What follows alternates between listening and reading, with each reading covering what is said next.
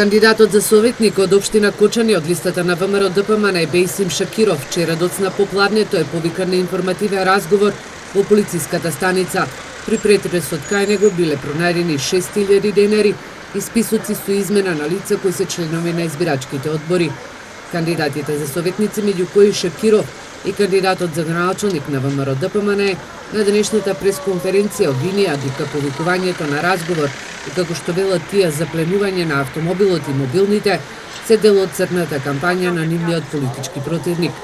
Сметаат дека на нивниот кандидат за советник во време на кампања му е спречено правото да агитира кај гласачите.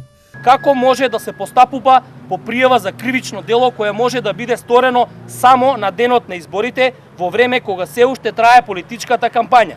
Имено, во текот на кампања не може да не постои битие на кривично дело кое може да биде сторено на денот на изборите и сметаме дека тоа многу добро и е познато на институциите на прогонот. Надлежните од СВР Штип денеска со став дека не може да дадат повеќе детали околу овој случај кој се уште се истражува.